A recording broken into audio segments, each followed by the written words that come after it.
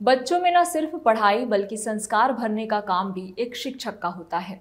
लेकिन अगर शिक्षक ही अमर्यादित और गैर जिम्मेदार हो जाए तो बच्चों का भविष्य अंधकार में चला जाएगा। ये कहावत गलत ना होगा। बलौदाबाजार जिले के कसडोल ब्लॉक शिक्षा अधिकारी के ऑफिस में कसडोल ब्लॉक के ग्राम मोहतरा के प्रधान पाठक सुशील साहू द्वारा बीईओ को गाली और धमकी सहित दबाव बनाने का वीडियो जमकर वायरल हो रहा है। दरअसल शिक्षक सुशील साहू की पत्नी विनीता साहू पेशे से शिक्षिका है और अमलेडी के स्कूल में अपनी सेवा दे रही है। युक्तियुक्तकरण के तहत विनीता साहू का अन्यत्र वीरनारायणपुर ग्राम सोना खान किया गया था, जिस पर सुशील साहू द्वारा रिलीव आदेश रोकने के लिए बीईओ अरविंद ध्रुव को लगातार दबाव बना रहे थे। हद तो तब हो गई जब प्रधान पाठक सुशील साहू 18 जुलाई को बीईओ ऑफिस में आकर ब्लॉक शिक्षा अधिकारी को दबाव बनाते अश्लील गाली गलौज करने लगे, जिसका वीडियो अब वायरल हो रहा है। रफ्तार मीडिया की टीम ब्लॉक शिक्षा अधिकारी से मामले में बात करने पहुंची तो बीईओ अरविंद ध्रुव ने बताया कि सुशील साहू हमेशा कुछ न कुछ कारण से उन पर काम कराने को लेकर दबाव बनाते रहते हैं, जिसकी शिकायत जिला शिक्षा अधिकारी से की गई है। वहीं पूरे मामले में प्रधान पाठक खुद को निर्दोष बता रहे हैं, जबकि सीसीटीवी फुटेज में स्पष्ट है कि प्रधान पाठक सारी हदें पार कर चुके हैं। बावजूद मामले को 1 माह बीत जाने के बाद आज तक सुशील साहू पर कोई कार्यवाही नहीं होना चिंता का विषय है।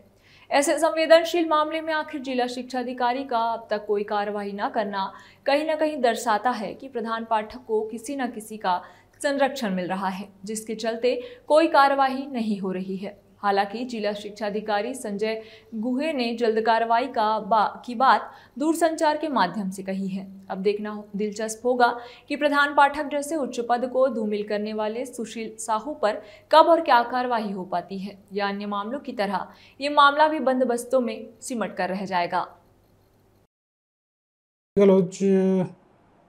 ये एक एचएम है सुशील साहू, उसकी पत्नी जो शिक्षिका है अमलेडी में, वो युक्तियुक्तकरण के तहत उनका ट्रांसफ़र वीरनारायणपुर हुआ और रिलीव नहीं करने के लिए एक दिन अचानक ऑफिस में आए और दबाव बनाते हुए धमकी चमकी करते हुए बहसबाजी की। अगर दबाव बना ही रहे थे कि रिलीव ना करें जब से ट्रांसफ़र हुआ था, और पहले भी उनका व्यवहार मुझे मेरे और कुछ अनुचित ही लगा था। पहले भी उच्च अधिकारी को कर दी गई है। अब उस पर संज्ञान लेंगे, देखते हैं कब तक।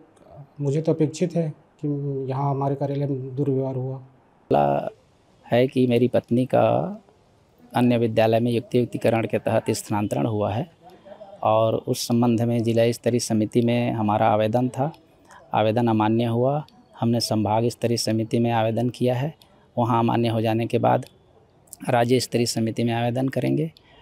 उस दिन हम लोग ब्लॉक के सभी संगठन के पदाधिकारी विकासखंड शिक्षा अधिकारी कार्यालय में चर्चा के लिए बैठे थे और विकासखंड शिक्षा अधिकारी द्वारा मेरी पत्नी को व्यक्तिगत रूप से, जब मैं हाई कोर्ट का आदेश उनके कार्यालय में पावती के साथ 20 जुलाई को जमा किया तो उन्होंने 19 जुलाई को बैक डेट में आदेश जारी किया है। और दूसरी बात, डीपीआई के आदेश 7 जुलाई को, जिनका हाई कोर्ट से अंतरिम राहत है, उनको किसी प्रकार की कार्यवाही नहीं किया जाना है।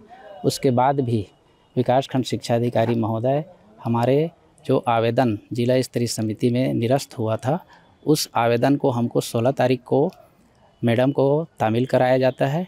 तामील करने के बाद उसी आदेश को पृष्ठांकन करके 11 जुलाई के आदेश के साथ फिर से तामील कराकर कार्यवाही कर रहे हैं।